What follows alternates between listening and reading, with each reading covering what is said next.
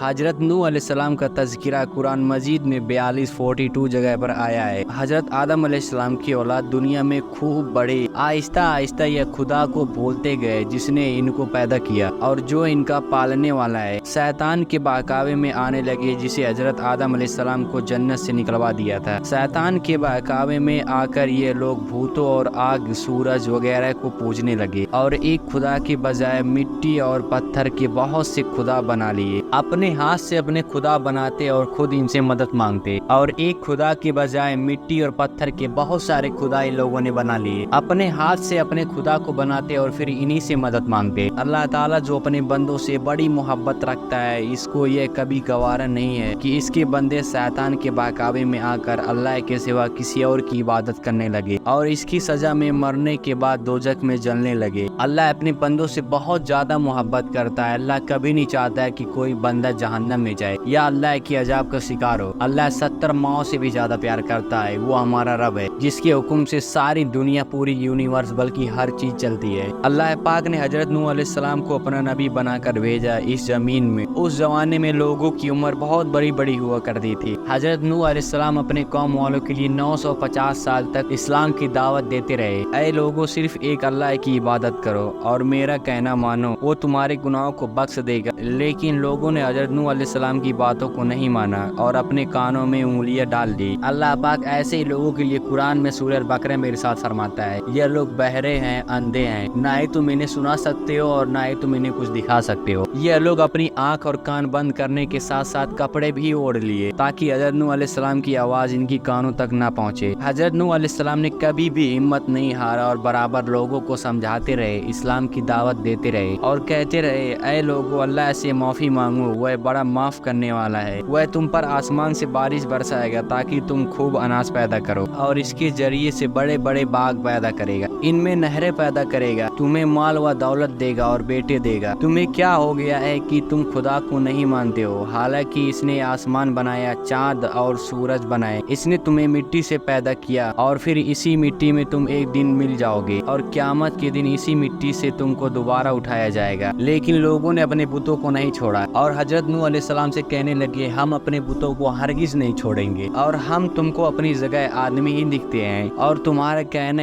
صرف چند غریب لوگوں نے مانا ہے اور ہم سب تم کو جھوٹ سمجھتے ہیں۔ حضرت نوح علیہ السلام نے کہا، اے میری قوم، میں تم کو جو نصیحت کرتا ہوں اس کے بدلے میں تم سے کوئی مال و دولت نہیں چاہتا ہوں، اور جو غریب آدمی مسلمان ہوا ہے اور جو لوگ اللہ پر ایمان لائے ہیں ان کو میں اپنے پاس سے تمہارے کہنے سے نکالوں گا نہیں۔ اگر ان سب کو میں اپنے پاس سے نکال دوں تو خدا کے عذاب سے مجھے کون بچائے گا؟ اگر میں ایسا کروں گا تو بہت ناانصافی ہوگا۔ ان کی قوم کے لوگوں نے کہا، اے نوح، تم نے ہم سے جھگڑا بہت کر لیا، اگر تم سچے ہو تو جس عذاب سے تم ہمیں ڈراتے ہو وہ عذاب تم لے آؤ۔ حضرت نوح علیہ السلام نے کہا، جب میرا رب چاہے گا تب عذاب آ جائے گا۔ اللہ تعالیٰ نے حضرت نوح علیہ السلام کو وحی کے ذریعے سے حکم بھیجا کہ تمہارے قوم میں جو لوگ ایمان لا چکے ہیں ان کے علاوہ اور کوئی ایمان نہیں لائے گا۔ تم غم نہ کرو، تم ایک کشتی بناؤ۔ حضرت نوح علیہ السلام نے خدا کے حکم کے مطابق کشتی بنائی۔ جب حضرت نوح علیہ السلام کشتی بناتے تھے اور ان کی قوم والے، ان کی بستی کے سردار ان کے پاس سے گزرتے تھے تو ان کا مذاق اڑاتے تھے۔ حضرت نوح علیہ السلام نے ان کی مذاق میں جواب دیا، آج مذاق کر لو، کل جب تمہارے اوپر عذاب آئے گا تو اس وقت ہم تمہارا مذاق اڑائیں گے۔ آخر اللہ تعالیٰ کا عذاب اس کے وعدے کے مطابق آیا، زمین سے پانی نکلنا شروع ہوا اور آسمان سے بارش آنی شروع ہوئی۔ اللہ تعالیٰ نے حضرت نوح علیہ السلام کو حکم دیا کہ سب جانوروں کا ایک ایک جوڑا کشتی میں سوار کر لو، اور جو لوگ تمہارے اوپر ایمان لائے ہیں یعنی مسلمان ہو گئے ہیں ان کو سوار کر لو۔ حضرت نوح علیہ السلام نے ان کی کشتی میں سوار ہونے والے سے کہا کہ اللہ تعالیٰ کا نام لے کر اس کشتی میں سوار ہو جاؤ، اس کا چلنا اور تیرنا اسی کے ہاتھ میں ہے، اللہ تعالیٰ بڑا بخشنے والا اور مہربان ہے۔ کشتی ان سب کو لے کر نہروں میں چلنے لگی تو اس وقت حضرت نوح علیہ السلام نے اپنے بیٹے سے کہا، اے بیٹے، ہمارے ساتھ سوار ہو جاؤ اور کافروں کا ساتھ مت دو۔ اس نے کہا، میں کسی پہاڑ پر چڑھ جاؤں گا اور وہ مجھے پانی سے بچا لے گا۔ حضرت نوح علیہ السلام نے کہا کہ خدا کے عذاب سے خدا کے علاوہ تمہیں کوئی نہیں بچا سکتا ہے۔ اتنے میں ان دونوں کے درمیان ایک پانی کی لہر اٹھتی ہے اور وہ ڈوب گیا۔